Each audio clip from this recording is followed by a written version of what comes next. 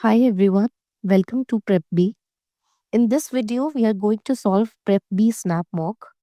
If you are enrolled students, please attempt mock first, then watch this. If you are not enrolled, pause video 60 seconds for each question and solve and then watch. If you want to feel exactly the same stress, I highly recommend it to attempt the mock within the time limit. Enrollment link is out in the description. You can check it out and use code AJ1122 for a discount. Let's start with the solution. Dash is a syntactic relation between expressions, usually consecutive, that have the same function and the same relation to other elements in the sentence. Second expression defining or supplementing the first. ठीक है, तो जो supposition होता है वो basically suppose लिखा है ना यहाँ पे, तो हाइपोथेसिस होता है, सपोज से कुछ रिलेटेड होता है। प्रोपोज़िशन क्या होता है? एक प्लान जो आप किसी को प्रेज़ेंट कर रहे हो कि हम ये कर सकते हैं। अपोज़िशन होता है जिसमें 2 नाउन फ्रेजेज़ होते हैं साइड बाय साइड और एक जो है वो दूसरे को बेसिकली वो कर रहा होता है, कॉम्प्लीमेंट कर रहा होता है, ठीक है? जैसे कंसल्टिंग डिटेक्टिव, ऐसा कुछ। और जक्स्टापोज़िशन होता है जिसमें कोई डिपेंडेंसी नहीं होती, बस दोनों साइड बाय साइड होते हैं, ठीक है? तो इसमें ये सप्लीमेंटिंग द फर्स्ट वाली चीज़ लिखी है, तो इसका आंसर होगा ऑपोज़िशन। सेकंड बोल रहा है mark the option that has the correct spelling of the word. तो कॉनोसियर में डबल एन और डबल एस आता है, तो ये होगी spelling. Which of the following sentences uses a modal verb incorrectly to express possibility? ठीक है, मॉडल पॉसिबिलिटी के लिए मॉडल वर्ब क्या होती हैं? शुड, मस्ट, ये सब। The package should arrive today unless the weather delays delivery. Package आज आ जाना चाहिए अगर वेदर डिलेज अगर वेदर डिलेड ना करे डिलीवरी, तो ये सही है। Under the right conditions the seeds could sprout within a few days, तो ये भी ठीक है। The child must be tired after such an exciting day of activities, right. तो मस्ट जो है वो पॉसिबिलिटी के लिए नहीं होता, वो नेसेसिटी के लिए होता है। मस्ट जो है वो नेसेसिटी के लिए होता है, नॉट पॉसिबिलिटी, तो ये नहीं हो सकता, तो थर्ड ओनली। क्वेश्चन नंबर 4 देखते हैं। Incorrect conversion of the active voice sentence to passive voice. The crew carefully erected the towering statue in the town square, ठीक है। तो पहले आएगा object, the towering statue carefully erected जो है इसमें, तो ये हो जाएगा वॉज केयरफुली इरेक्टेड, ठीक है, by the crew in the town square. तो the towering statue was carefully erected in the town square by the crew, ये ठीक है। द इनकरेक्ट ढूंढना है हमें। The towering statue in the town square was being erected carefully when the crew was working. तो ये तो मतलब कोई बात नहीं, प्रेजेंट पास्ट कॉन्टिन्यूस में और पास्ट प्रेजेंट कॉन्टिन्यूस में कोई नीड नहीं है, because this was simple past, ठीक है। The towering statue was erected in the town square by the cruise carefully working, was erected carefully, तो ये दोनों ठीक है, तो ये हमारा, सॉरी, एक सेकेंड। अच्छा, यहाँ पे देखो तो was erected in the town square by the cruise carefully working, तो ये भी गलत है, तो ये हमारा आंसर होगा इनकरेक्ट को।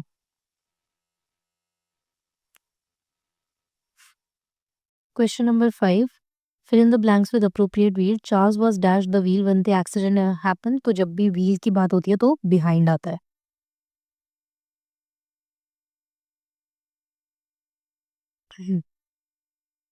For each of the words below a contextual usage is provided that is most inappropriate, ठीक है। सबड्यू, तो जो सबड्यू का मतलब होता है बेसिकली वो होता है किसी तरीके से दबा देना। तो देखते हैं, much of the subdued response to the movie is attributed to its poor promotion prior to the release, ठीक है। The managing director of the company subdued the heir apparent by a cunningly well orchestrated plan. तो ये जो subdued है इसमें defeat का मतलब है, ठीक है। मित्तल रूट द सबड्यूड रिस्पॉन्स, तो बाकी सारे जो सेंटेंसेस हैं उसमें सबड्यूड का मतलब जो है ना वो है कि रिड्यूस कर दिया है, जबकि इस सेंटेंस में है इस सेंटेंस में बेसिकली मतलब आ रहा है डिफीट का, तो ये जो है वो गलत कॉन्टेक्स्ट में है।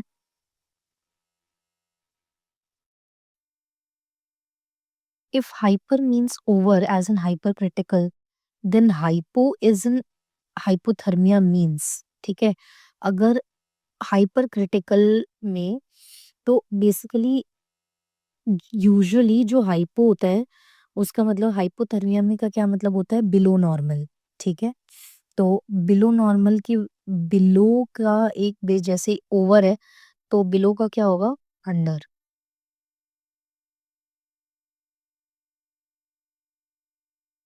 All of the following are examples of antithesis except, ठीक है। एंटीथीसिस होता है डायरेक्ट कॉन्ट्रास्ट, मतलब एकदम से कंपैरिजन गिवन हो बैलेंस्डली।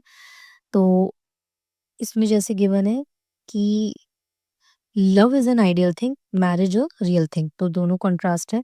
We must learn to live together as brothers और perish together as fools, right, तो ये भी है। Good men are gruff and grumpy, cranky, crabbed and cross, तो ये तो गुड मेन के बारे में ही है, मतलब इसमें कुछ कॉन्ट्रास्टिंग नहीं है, तो ये होगा हमारा answer. Improve the bracketed part of the sentence. No sooner the advertisement regarding the launch of new smartphone appeared, तो no sooner के साथ हमेशा than होता है पहली बात तो, then there was a rush on the online website for pre-booking the soon, तो बेसिकली ये बोल रहे हैं कि जैसे ही स्मार्टफोन का नया ऐड आया, एकदम रश हो गया। No sooner the advertisement regarding the launch of new smartphone appeared, तो ये तो कुछ भी नहीं है। No sooner did the advertisement regarding the launch of new smartphone appeared then there was, तो ये सही बैठ रहा है।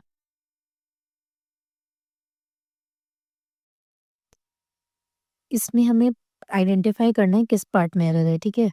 The CEO only discuss the new venture with his manager, that's it, ठीक है। द सीईओ ओनली डिस्कस, तो only का तो इसमें कोई काम नहीं है, तो फर्स्ट वाला एरर है।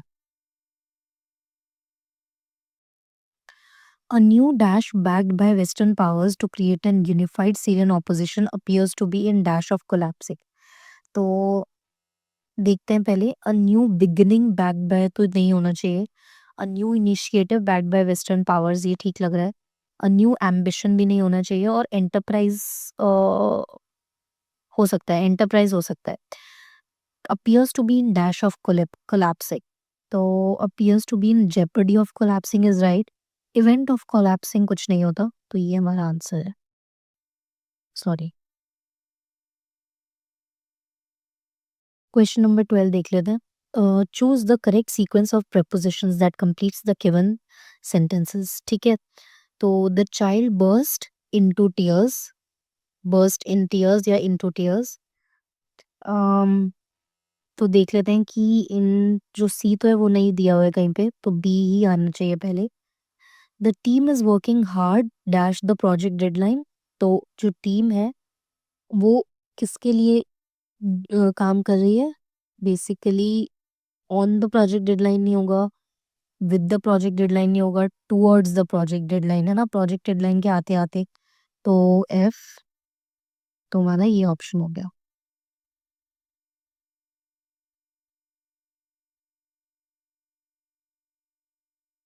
एक सेकंड, ये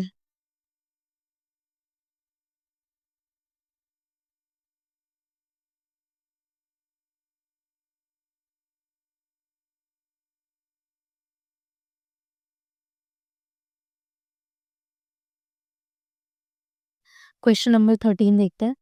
to choose the word that is most appropriate synonym of ostentatious, तो ostentatious का मतलब होता है फ्लैशी, ठीक है। तो फ्लैशी मतलब जो आपके पास नहीं है बेसिकली, वो आप दूसरों को दिखा रहे हो, तो हो गया हमारा प्रिटेंशियस।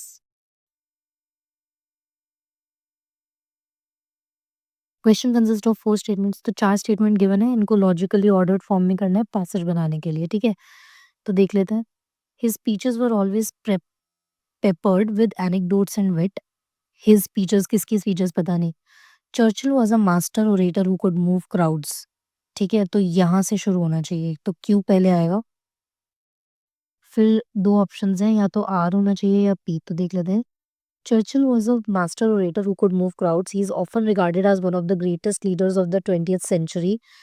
Um, या फिर his speeches were always peppered with anecdotes and wit during times of crisis his words inspired hope and resilience. ठीक है, तो आरपीएस है और पीआरएस है, एस तो एंड में ही है। आरपी या पीआर में से देख लेते हैं। न, तो पहले हमें चर्चिल की बात हमारे पे इससे की गई है और इसमें बेसिकली बात हो रही है उसकी ओरेटरी की। ठीक है, तो पहले स्पीचेस का रिगार्डिंग आना चाहिए, तो क्यूपीआरएस हो जाएगा।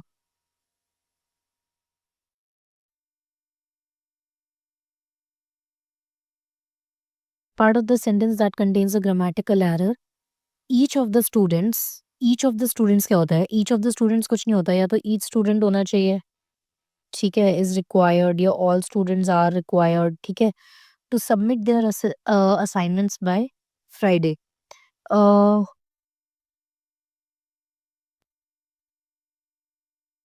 तो अगर ईच ऑफ द स्टूडेंट्स भी लिखा है तो इज आना चाहिए, राइट? तो आर रिक्वायर्ड जो है वो गलत है।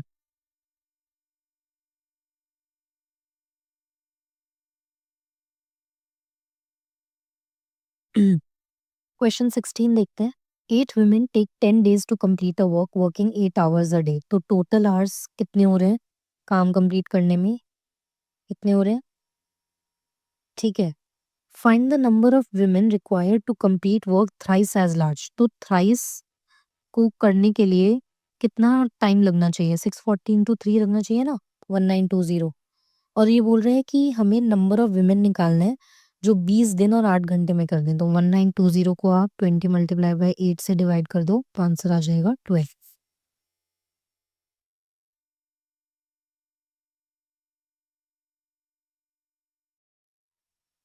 A sum of money invested for a certain number of years at 8% simple interest grows to rupees 180। ठीक है, तो बेसिकली कुछ प्रिंसिपल है, उसको मैंने न कुछ नंबर ऑफ ईयर्स के लिए 8% सिंपल इंटरेस्ट पे किया है, तो ये 180 आएगा। और सेम सम जो है वो same number of years 4% interest पे 120 पे आएगा। तो what was the sum invested? Basically आपको ये दोनों इक्वेशन सॉल्व करनी है। तो आपके पास पी की वैल्यू आ जाएगी 60 और एन की वैल्यू आ जाएगी 25। Answer is 25 years.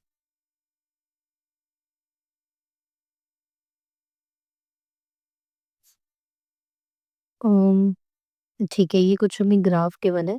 The company spends rupees 3.504 lakhs, मतलब 350400 in January 2012 and in every subsequent month of the year. Percentage expenditure under various heads also remains constant. How much does the company spend on R&D? तो R&D पे कितना spend किया जा रहा है? 16.66%। ठीक है, 16.66% क्या होता है? 1/6 होता है, तो ये हो जाएगा 58,400। अब उसने बोला है कि अच्छा, ये सिर्फ जनवरी का है, ठीक है, और ये कांस्टेंट रहता है, तो उसने फर्स्ट क्वार्टर पूछा है। फर्स्ट क्वार्टर में कितने महीने होते हैं? 3 महीने होते हैं, तो 3 मल्टीप्लाइड बाय 58,400 कितना आ जाएगा? 175200।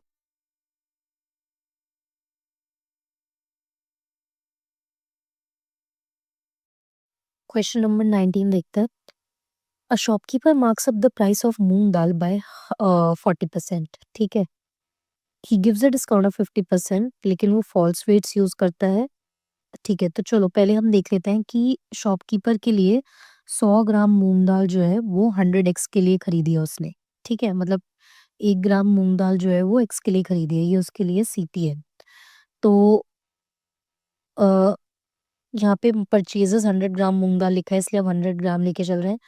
तो उसने जो मार्क प्राइस रखा है उस वो 40% बढ़ा दिया, यानी 140x हो जाएगा। फिर उसने डिस्काउंट दिया, तो सेलिंग प्राइस जो है वो इसका आधा है, यानी 70x। ठीक है, लेकिन इसमें वो फॉल्स वेट्स यूज करता है that are 4/5 of the actual weights. 4/5 of 100, यानी वो 70x जो है वो 80 ग्राम का बेच रहा है। 80 ग्राम जो है वो 70x का बेच रहा है। ठीक है, तो एक्चुअली 70x कितने का होना चाहिए? यहाँ से 70 ग्राम जो है, सॉरी 80 ग्राम जो है वो 80x का होना चाहिए ना, बट वो बेच 70 ग्राम एक्स का रहा है, तो लॉस कितना हो रहा है उसको? 10x, right?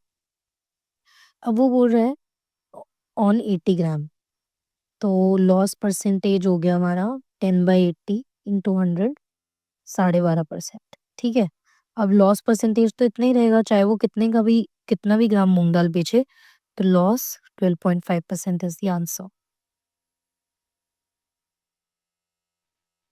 Bansi finds a saving scheme that gives him returns compounded annually at the rate of 10%. ठीक है, he invests the same amount in the scheme and takes back इतना in 2011, तो कितना वो इन्वेस्ट करता है एवरी ईयर। तो मान लो एक्स हर साल इन्वेस्ट करता है, तो फर्स्ट ईयर के एंड में 1.1x हो जाएगा, सेकेंड ईयर के एंड में 1.1 का स्क्वायर एक्स, थर्ड ईयर के एंड में 1.1 का क्यूब एक्स। ठीक है, तो टोटल कितना हो जाएगा इनका सम, और इसको सम करके कितना बनना चाहिए 91025। तो ये आप सॉल्व कर लोगे तो एक्स की वैल्यू आ जाएगी 25,000।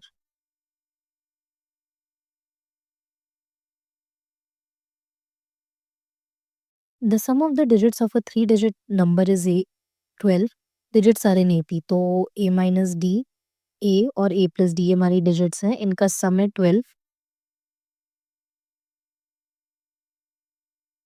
तो 3 आ गया, यहाँ से 12 ए आ गया 4।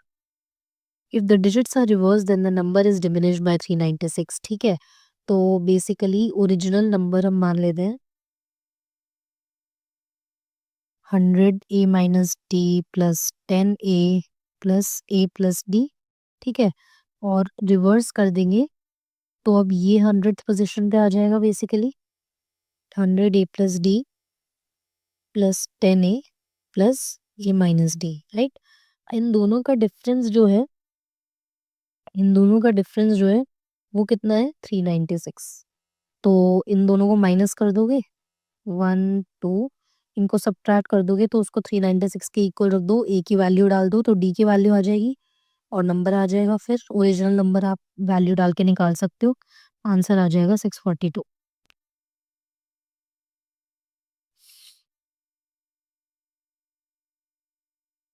अ boy standing on top of a building 25 meter high. तो मान लेते हैं कि ये हमारी बिल्डिंग है ए बी और ये है 25 मीटर्स। यहाँ पे वो बॉय खड़ा है, notices a bird at some distance at an angle of elevation of 30। तो यहाँ पे उसने बर्ड देखी कोई जो कि 30 डिग्री के एंगल ऑफ एलिवेशन पर है। At the same instant he also notice reflection of the bird at an angle of depression. Depression मतलब नीचे की तरफ। तो यहाँ पर उसने उसकी रिफ्लेक्शन देखी on the same level as the floor of the building. तो बिल्डिंग का फ्लोर इससे कनेक्ट हो जाएगा and exactly vertically below the bird. तो ये तीनों भी कनेक्ट हो जाएंगे। ठीक है, ये मान लेते हैं ई डी सी। तो ये जो है ये 90 डिग्री हो जाएगा एंगल। अब ये 90 डिग्री है, ये 45 है, तो ये भी 45 होगा। मतलब जो ए बी सी डी है वो एक रेक्टेंगल है, तो अगर ये 25 मीटर है तो ये भी 25 मीटर होगा। ठीक है, अब अगर हम इस ट्राइंगल की बात करें तो एंगल डी ए सी 45 है, तो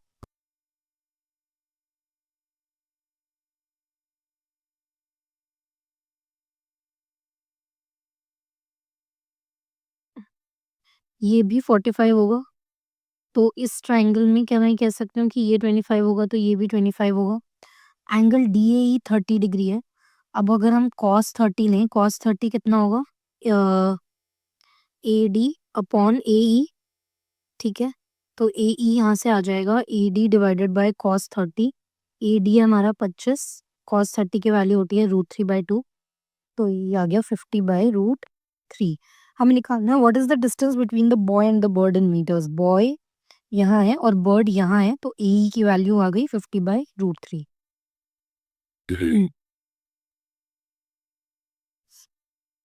क्वेश्चन 23 देखते हैं। What is the probability that a two digit number selected at random will be a multiple of 5 and not a multiple of 6। ठीक है, तो पहली बात तो 2 डिजिट नंबर जो है वो 11 से लेके 99, 10 से लेके 99 तक हो गया, तो टोटल कितने नंबर्स हो गए 90। ठीक है, अब इसमें से हर फिफ्थ नंबर जैसे कि 10, 15, 20, हर फिफ्थ नंबर जो है वो 5 से डिविजिबल होगा। तो 90 divided by 5, total number 18 divisible हो गए 5 से। अब इन 18 नंबर्स से जो कि 6 से भी डिविजिबल होंगे, वो 30 के भी मल्टीपल होंगे, राइट? क्योंकि 6 2 ज़ा 12, 6 3 ज़ा 18, 6 4 ज़ा 24, 6 5 ज़ा 30, तो पहला 30 आता है जो 6 और 5 दोनों का मल्टीपल होता है, और हमें 6 वाले मल्टीपल हटाने हैं, यानी हमें 30, 60, 90 ये 3 हम हटा देंगे तो कितने बच गए? 18 में से 3 हटा दिए तो 15 बच गए। तो प्रोबेबिलिटी क्या हो गई? 15/90, 1/6।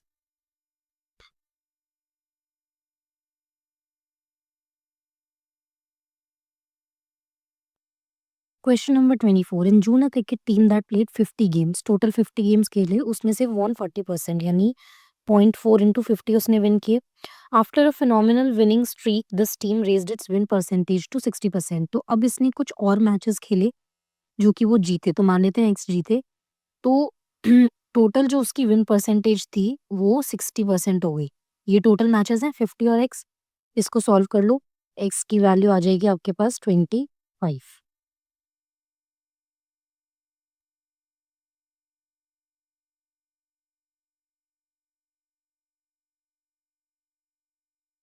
Volume of the cylinder is this. Radius of the cylinder is equal to the side of the square whose area is 81.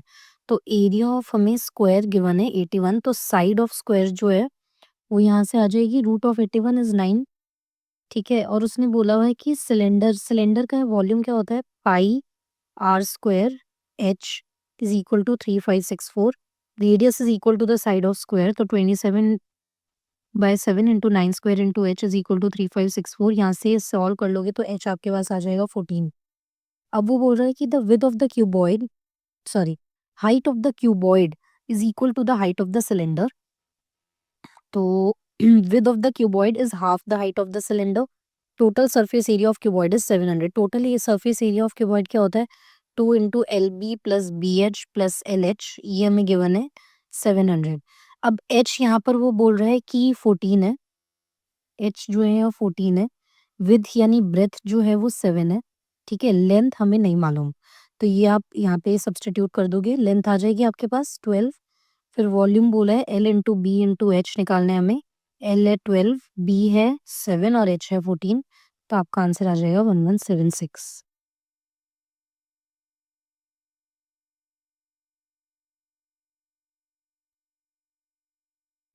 Question 26 कह रहे हैं questions given below consist of a question and two statements number below it, और हमें देखना है कि क्या ये स्टेटमेंट सफिशिएंट है आंसर करने के लिए क्वेश्चन को, ठीक है। तो बोला है कि respective ratio of the two digits of a two digit number is 2:3, तो एक डिजिट 2x होगी, एक डिजिट 3x होगी।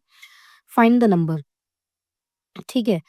तो 2x और 3x, यानी देखो अगर हम x को यहाँ पे 3 डाल दें तो 69, और x को अगर हम हाँ, 69 हो जाएगा। अब लेकिन इसमें ये नहीं गिवन है कौन-सी डिजिट्स, तो 69 या फिर 96 भी हो सकता है। अब इसने बोला है स्टेटमेंट 1 में one digit is 3 more than the other digit, तो ये बनेगा, right? The sum of the digits is 15, तो 6 प्लस 9 जो है वो 15, लेकिन ये दोनों हो सकते हैं। तो ये दोनों ही स्टेटमेंट हमें नहीं बता रही कि नंबर एग्ज़ैक्टली होगा क्या? तो both the statements together are not sufficient.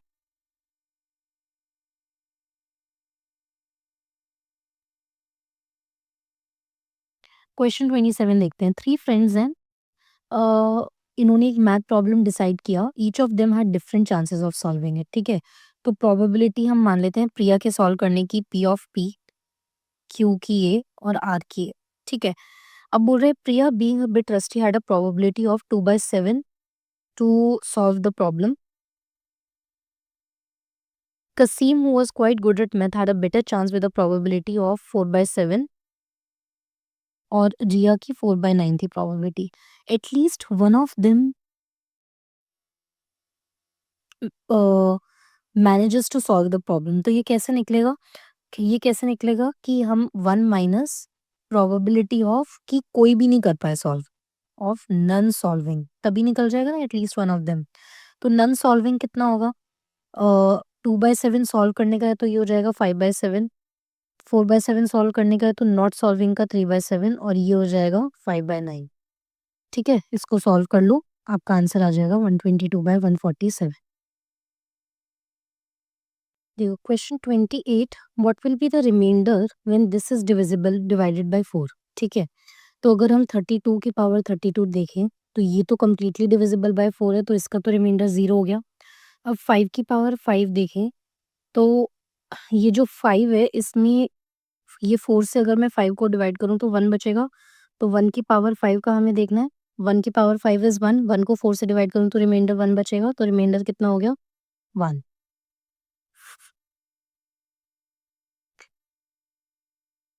Of the 3 numbers second is twice the first, तो 3 नंबर मान लेते हैं हम एक्स, वाई, ज़ेड, ठीक है। सेकंड जो है वो ट्वाइस द फर्स्ट है and is also thrice the third, तो थ्राइस ऑफ थर्ड है। Average of the 3 numbers is 77, यानी x plus Y plus z divided by 3 is 77, तो x plus Y plus z हो गया 231। x को क्या मैं यहाँ से लिख सकती हूँ y बाय 2 और यहाँ से लिख सकती हूँ z को y बाय 3, तो सब y के टर्म्स में हो जाएगा। y by 2 plus y by 3 is equal to 237। इसको सॉल्व कर लो तो y की वैल्यू आ जाएगी 126। तो हाईएस्ट लार्जेस्ट नंबर क्या हो गया? 126। 30 क्वेश्चन देखते हैं। एक second.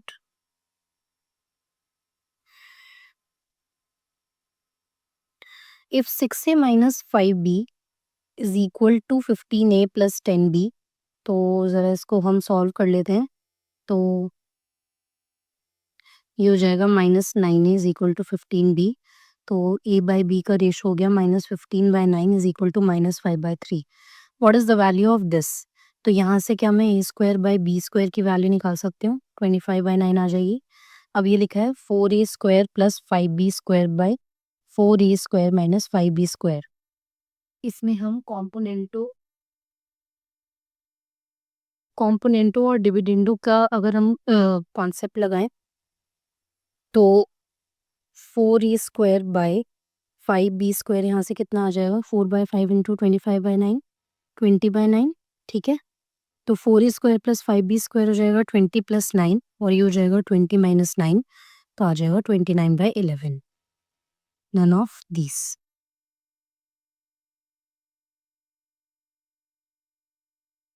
How many values of b does the equation x square plus bx plus 4b equal to 0, ठीक है, satisfy such that the roots are equal and integral।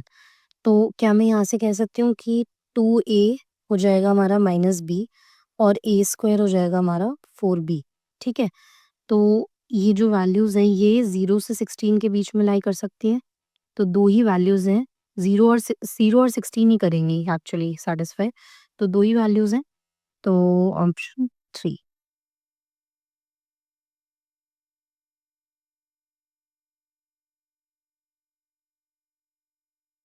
Clock A and clock B show time as 12 p.m. on a Saturday. Clock A gains 60 minutes every 4 hours. तो clock A की बात करते हैं पहले। gains 16 minute every 4 hours, तो 24 hours में ये 96 minutes gain कर लेगा। 24 आवर्स कितना होता है? 1 डे, और 15 डेज में 96 मल्टीप्लाइड बाय 15 गेन कर लेगा, ठीक है। क्लॉक बी की बात करें तो कह रहा है लूजेस 48 मिनट एवरी 8 आवर्स, तो 24 आवर्स में 48 मल्टीप्लाइड बाय 3 144 कर लेगा, ठीक है।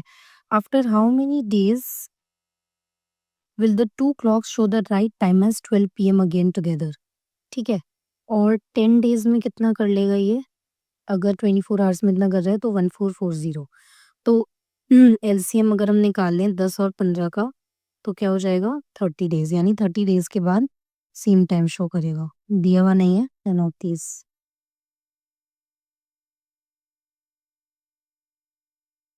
An alloy has iron and copper in the ratio this, and another alloy has iron and copper in the ratio this. 17.5 kg of first alloy and 15 kg of second alloy are mixed, तो total alloy जो है वो हमारे पास आ जाएगा, नया वाला जो है उसका वेट होगा इतना, ठीक है। अब अगर मैं उसमें आयरन की बात करूँ कितना होगा? उसने पूछा ना what will be the amount of iron in 6 kg, तो अगर हम 1 केजी की बात करें तो भई यहाँ से 3/7 आ रहा है, 3/7 ऑफ 17.5 प्लस यहाँ से 2/5 आ रहा है, 2/5 ऑफ 15, ये हमारा आयरन होगा, तो ये हो जाएगा आपका 13.5, तो 6 केजी में कितना होगा? ये है 13.5 आपका 32.5 में है, तो इसको 6 से मल्टीप्लाई कर देंगे, आपका आंसर आ जाएगा 2.49।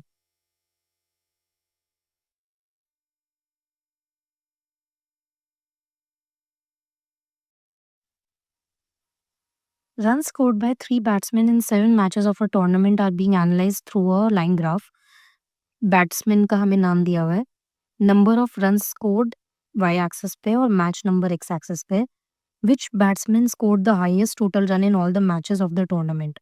तो इसमें तो कुछ नहीं है, आप सीधा आडम का रन्स लो, राजू के रन्स लो और हर्षित के रन्स लो, इनको प्लस कर दो तो ये 262, 238 और 265 आएगा, तो हर्षित scored the highest runs.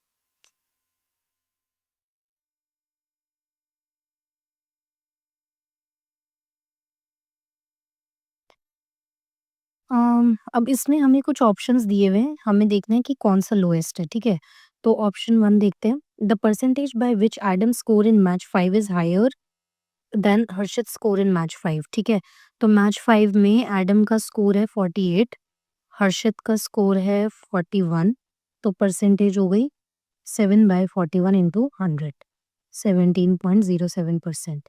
Option 2 बोल रहा है percentage by which Raju score in match 1 is higher than Harshit score in match 7। तो राजू का मैच 1 में है 40 और हर्षित का मैच 7 में है 16, तो ये हो जाएगा 24/16 इंटू 100। ये डेफिनेटली इससे तो बड़ा ही है, तो ये हटा दो। अ, अच्छा सॉरी, ये हटा दो क्योंकि लोएस्ट चाहिए हमको, ये रहेगा। Option 3 percentage by which Raju's match in 5 is higher than Adam's total score in matches 1 and 3। तो मैच 5 में राजू का स्कोर है 57, एडम का मैच 1 में स्कोर है 30, मैच 3 में स्कोर है 15, तो 45, तो ये हो जाएगा 12/45 इंटू 100, 26% समथिंग आएगा, तो ये भी लोएस्ट नहीं है। Option 4 the percentage by which Adam's total runs, Adam के टोटल रन्स कितने हैं 262, हमने प्लस किए थे पिछले क्वेश्चन में, higher than Raju's total runs Raju के 238 है, इनको माइनस कर लो, 25/238 इंटू 100, ये आ जाएगा approximately 10%, so this is the lowest, option 4।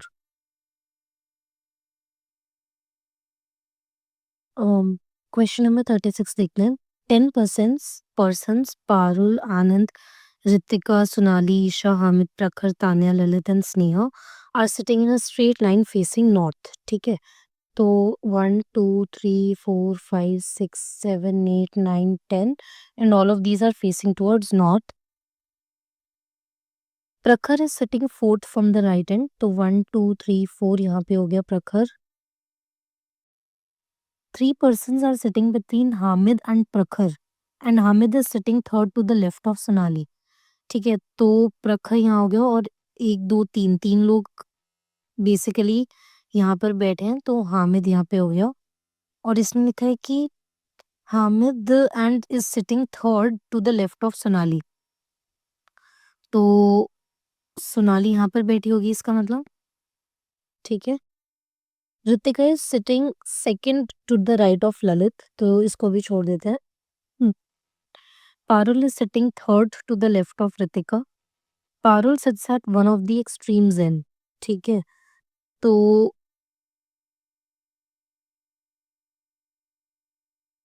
अभी हमें ये नहीं पता कि ये वाला एंड है या ये वाला एंड है। फिर Tanya sits fourth to the right of Sneha. Sneha is sitting exactly in the middle of the row, ठीक है? तो स्नेहा यहाँ पर आ जाएगी। फिर क्या लिखा? Tanya sits four to the right of Sneha, तो 1 2 3 4 यहाँ पे हो गया Tanya. Sneha is sitting exact, Anand is not sitting at any of the extreme ends, तो आनंद यहाँ पर भी नहीं है और यहाँ पर भी नहीं है, ठीक है? और हमें बोला था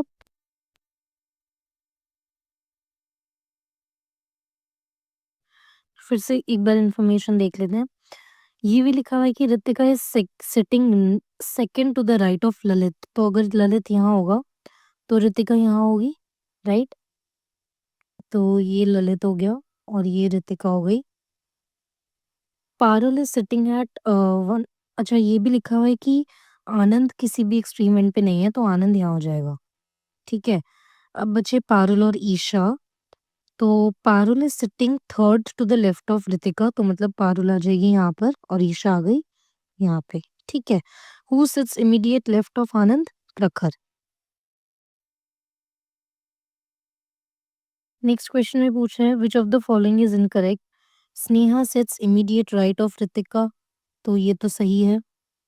to people sits between Anand and Sonali, ये आनंद है और ये सोनाली है, तो इसके बीच में एक ही है, दो लोग नहीं है, तो दिस इज इनकरेक्ट।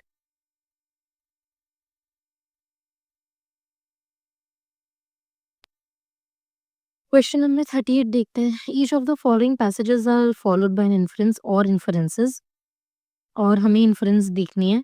और इसमें लिखा हुआ है कि अगर इन्फरेंस डेफिनेटली ट्रू या फॉल्स है तो वन ऑप्शन होगा। If the inference is probably true तो सेकंड होगा, अनसर्टेन तो थर्ड होगा, और फॉल्स है प्रोबेबली तो फोर्थ होगा। Few Indians go to watch a football match in a stadium. ठीक है, Danish has gone to watch a football match in a stadium. Conclusion है कि दानिश इज एन इंडियन। ठीक है, तो अब ये वाला चीज है कि हो सकता है ये प्रोबेबली, क्योंकि फ्यू इंडियंस जाते हैं और दानिश एक इंडियन है, तो ज़रूरी तो नहीं है कि वो बेसिकली इसीलिए फुटबॉल देखने के लिए गया हो। सो देयरफॉर और ये भी हो सकता है कि ट्रू हो कि इसीलिए गया हो, तो ना हम उसको ट्रू बोल सकते हैं ना फॉल्स बोल सकते हैं, तो इसलिए आंसर होगा uncertain.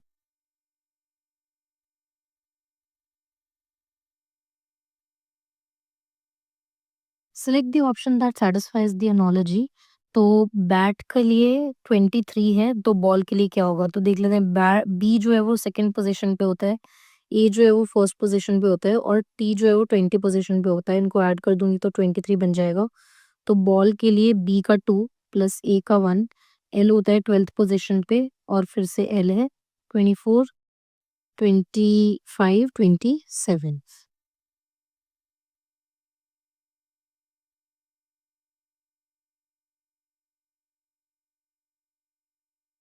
Sanya was born 4 days prior to Tanya in the same year. Tanya's birthday on 12th March 2006 fell on a Saturday. ठीक है, और तान्या 1993 में बॉर्न हुई थी। मतलब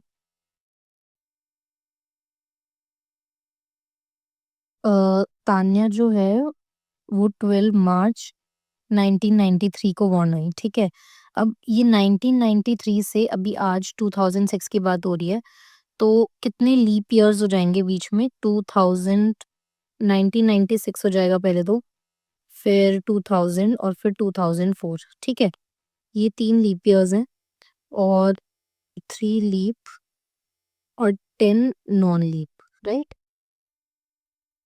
अब हर लीप ईयर में 2 ऑड डेज होते हैं and every non leap year has 1 odd day. ठीक है, तो कितने टोटल हो गए odd days? 3 into 2 plus 10 into 1, 16।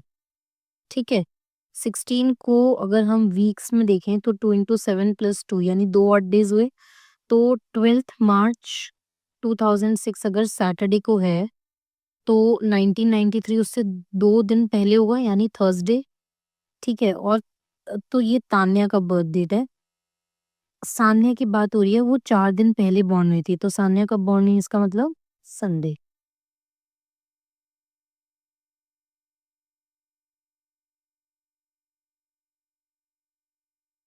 41 बोल रहा है कि assumptions देखनी है हमें। पैराग्राफ गिवन है, in response to growing concerns about air pollution government ने डिसाइड किया है ऑड इवन रूल इम्प्लीमेंट करने का कैपिटल सिटी में। तो ऑड डेट्स पे ऑड नंबर वाली लाइसेंस प्लेट्स चलेंगी और इवन नंबर प्लेट्स जो है वो इवन डेट्स पे चलेंगे। अजम्पशन क्या है? Reducing the number of vehicles on the road will help decrease air pollution. Of course तभी ये ऑड इवन का रूल आया, तो this is right. People will follow the odd even rule if it is enforced by the government, this is also right. ठीक है, तो both the assumptions are implicit।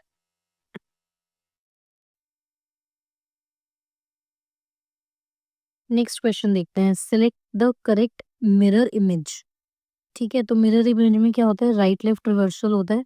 तो यानी ये ऐसे बन जाएगा एस, ये एट द रेट ऐसे उल्टा हो जाएगा, फिर 8 आएगा और फिर आर ऐसे आ जाएगा। तो ये वाला देख लो कहाँ पर सैटिस्फाई हो रहा है। इस ऑप्शन में, इस ऑप्शन में, इस ऑप्शन में भी हो रहा है और इस ऑप्शन में भी हो रहा है ना? फिर ये ऐसी पी टी हैश क्यू हो जाएगा। अब पी का भी उल्टा होना चाहिए, तो यहाँ पर हो रहा है, यहाँ पर हो रहा है, तो बचे ये और ये वाला ऑप्शन, ठीक है? फिर ये डी हैश डब्ल्यू जी, तो ये हो जाएगा जी पहले आएगा उल्टा, फिर डब्ल्यू पहले आएगा, फिर एंड का उल्टा, यहाँ पे एंड का उल्टा नहीं हुआ होगा, तो option 1 is the answer. Question number 43 देखते हैं। अगर ए डिनोट करता है एडिशन, बी डिनोट करता है मल्टीप्लिकेशन, सी डिनोट करता है सब्ट्रैक्शन, डी डिनोट करता है डिवीजन, तो आंसर क्या होगा? तो 15 into 7 minus 2, 105 minus 2, 103।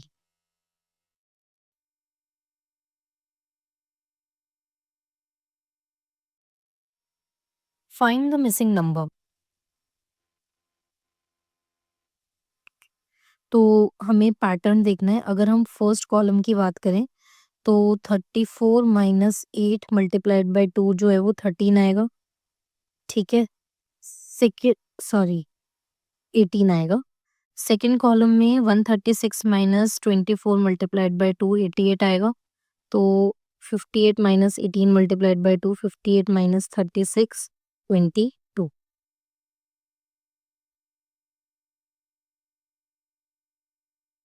In a certain code language lovely is coded as this, तो स्लोली का क्या होगा? तो देख लेते हैं कि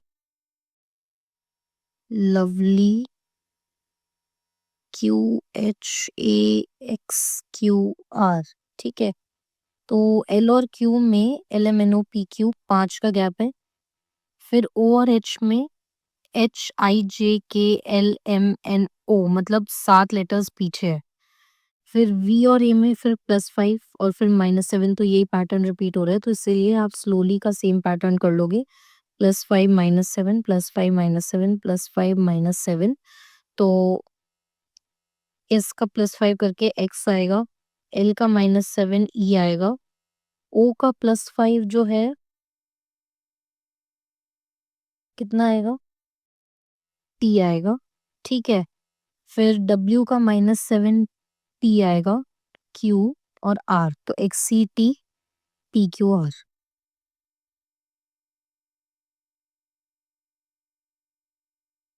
If each letter of the English alphabet is assigned even numerical value, ठीक है? तो what will be the total value of the letters quick? तो क्या करना है हमें, बेसिकली जो भी नॉर्मल इनकी वैल्यूज हैं उनको 2 से मल्टीप्लाई कर दो, ठीक है? तो Q जो है वो 17 हो गया, U 21, I 9 होता है, C 3 होता है और K होता है 11, ठीक है? इसको 2 से, इसको 2 से, इसको 2 से, इसको 2 से, इसको 2 से, या फिर आप इन सब का टोटल करके टोटल को 2 से डिवाइड कर मल्टीप्लाई कर सकते हो। तो ये आ जाएगा आपका 61 मल्टीप्लाइड बाय 2 हो गया 122।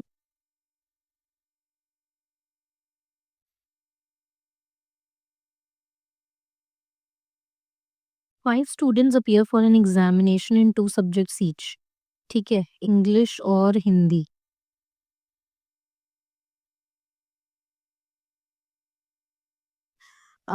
P got more marks than M in both the subjects, ठीक है? तो P greater than M. K got more marks than L in both the subjects. L got L less marks than M in both the subjects. K got more marks than P in Hindi but less than him in English, ठीक है? If N got more marks than K in Hindi but less than him in English, who got the highest marks in English and Hindi respectively, ठीक है? तो आपके पास ये सारे relations हैं, इससे आपको बना लेना है। तो यहाँ पे ऐसे इंग्लिश के लिए P ग्रेटर देन M से शुरू करते हैं। अब वो बोल रहे हैं कि M जो है वो ग्रेटर देन L है, ठीक है? P ग्रेटर देन K है और K ग्रेटर देन L है, right? K is greater than L and K is less than N। तो इसको कंबाइन करके जो है हमारा ये एक तो PML बन गया, फिर एक हमारा PKN बन गया और PKL बन गया। तो हाईएस्ट मार्क्स किसके आ रहे हैं? P के आ रहे हैं इंग्लिश में। हिंदी में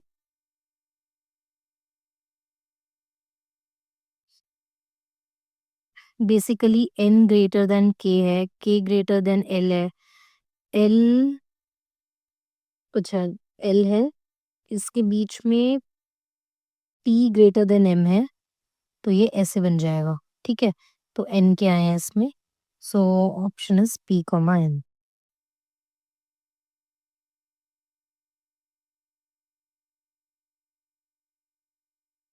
G इज टू 343 तो M इज टू व्हाट? तो G आता है 7th पोजीशन पे, तो 7th का क्यूब है 343। M जो है वो 13 पोजीशन पे आता है, तो 13 का क्यूब हमारा यहाँ पे आंसर होगा 2197।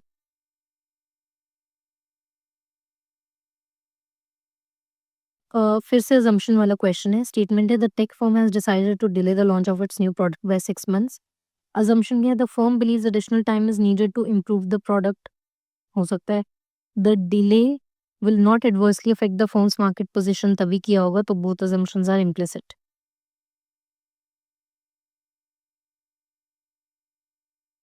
In the first and the second letter in the word advertised are interchanged, तो ये बन जाएगा ये। Also the third and the fourth letters and the fifth and the sixth letters, ठीक है?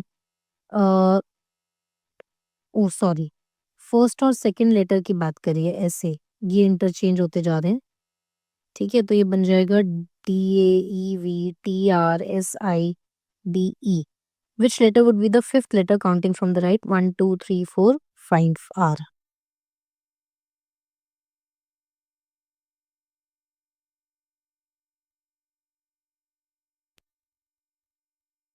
Which number will replace the question mark? तो देखते हैं कि ये वाला जो बॉक्स है 11 कैसे आ रहा है। 2 मल्टीप्लाइड बाय 4 मल्टीप्लाइड बाय 3 को अगर मैं 2 से डिवाइड कर दूं और -1 करूंगी तो 11 आएगा। अब देख लेते हैं कि यहाँ पे भी सेटिस्फाई हो रहा है क्या। 1 into 3 into 4 by 2 minus 2 6 minus 2 4, तो यहाँ पे भी यही आ जाएगा। 4 इंटू 5 इंटू 1 बाई 2 माइनस 3 तो 7।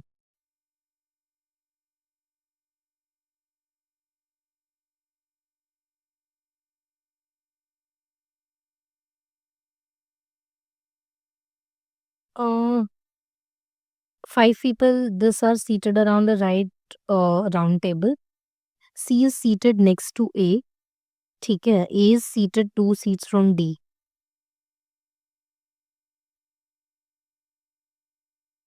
तो मान लेते हैं कि C है, तो A यहाँ हो सकता है या फिर यहाँ हो सकता है। A is seated 2 seats from D, तो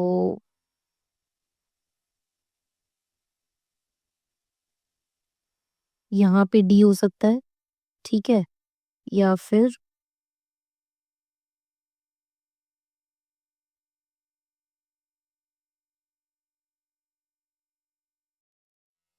यहाँ पे भी D हो सकता है। या फिर हाँ, यहाँ, यहाँ और यहाँ पे D हो। बेसिकली क्या लिखा हुआ है? ए इज सीटेड ना 2 सीट्स, तो यहाँ पे D हो सकता है कि एक बंदा बीच में हो। और अगर हम इस केस में बात करें तो ये D होगा, ठीक है? तो B is not seated next to A, तो अगर B यहाँ नहीं होगा तो B यहाँ होगा, ठीक है? तो D is seated next to B, ये तो हो रहा है हर सिचुएशन में। E is seated next to A, ये भी ट्रू है, ठीक है? D and C are separated by 2 seats, नहीं 3 सीट्स आ रही हैं, तो only 1 and 2 are correct.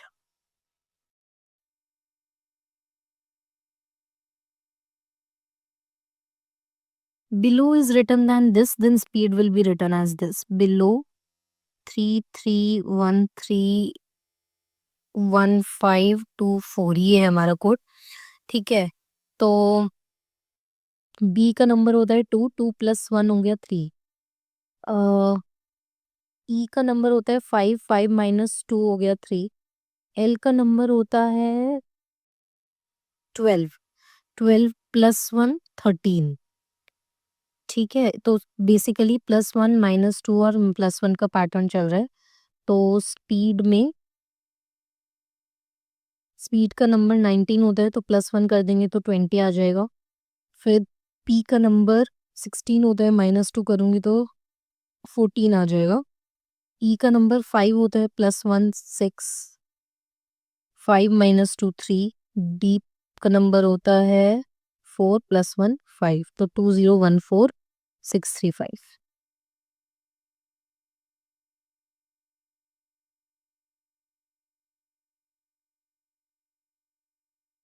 ABCDEF are six friends who are going to picnic in two cars named Ranger and Danger. ठीक है, F and D don't go in the same car. If F goes in Rangers, then D goes in Danger. FD, या फिर तो एक और possibility बना लेते हैं, ranger danger, and if F goes in Danger, then D goes, मतलब अलग अलग में जाते हैं। If B and C are in the same car, then A is in Ranger, else A is in Danger। ठीक है, तो हमें निकालना है how many distributions are possible. तो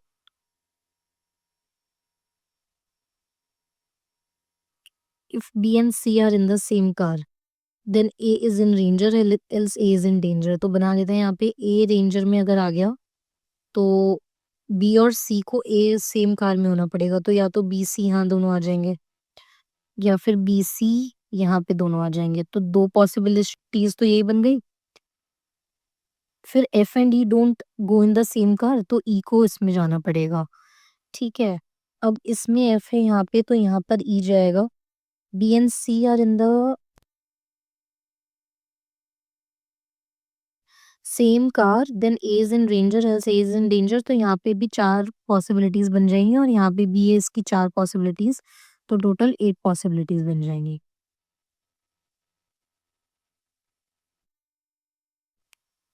A is to the east of B, तो ये होते हैं हमारे डायरेक्शंस। तो A is to the east of B, मतलब अगर बी यहाँ है तो ए यहाँ है। B which is to the north of C, जो बी है वो सी के नॉर्थ में, तो सी यहाँ होगा। If C is to the east of D, तो डी यहाँ होगा। Then which direction is then D is in which direction with respect to A, ये वाला डायरेक्शन हो गया नॉर्थ, सॉरी, अच्छा नीचे की तरफ भी है ये, तो ये हो गया साउथ वेस्ट।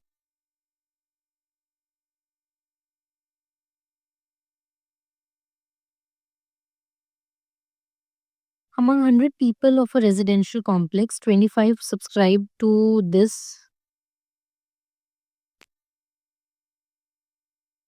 हो 3 मैगजीन्स हैं, ये ए बी सी, ये टोटल है 25, ये टोटल है 29, 25 29 और 6 16 subscribe to at least 2 of the magazines, मतलब एटलीस्ट 2 और 2 से ज़्यादा, तो यानी ये वाले जो लोग हैं ये हमारे 16 है। ठीक है, 2 सब्सक्राइब टू ऑल 3 मैगजीन्स और 2 ये है।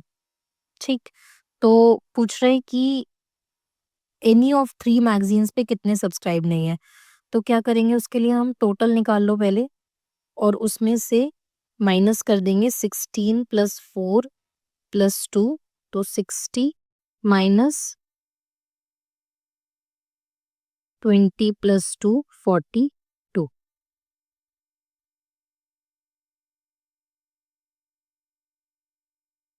Your teacher tells you if you solve this question you will clear the SNAP examination, तो इसमें से वो डेफिनेटली भी फॉल्स क्या होगा कि अगर तुम ये सॉल्व नहीं करोगे क्वेश्चन तो तुम क्लियर कर दोगे, ये तो बिल्कुल गलत है।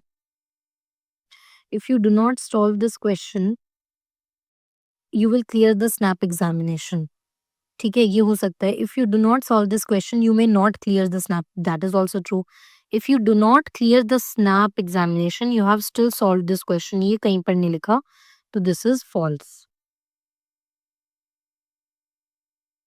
The city council has announced that water supply will be reduced by 30% for the next 3 months due to a severe drought.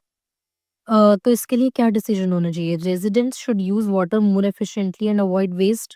That is right.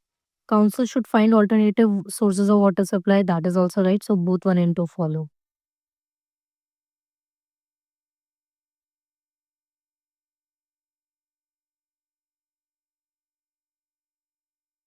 Six persons sit in two rows of three, each facing north. एक दो तीन और ये यहाँ face कर रहे हैं. A and F occupy the extreme ends of the same row. ठीक है. तो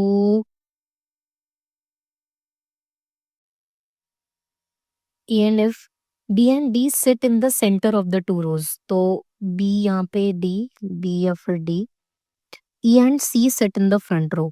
तो यहाँ पे EC, ठीक है. तो यहाँ फिर A और F यहाँ पर आएगा.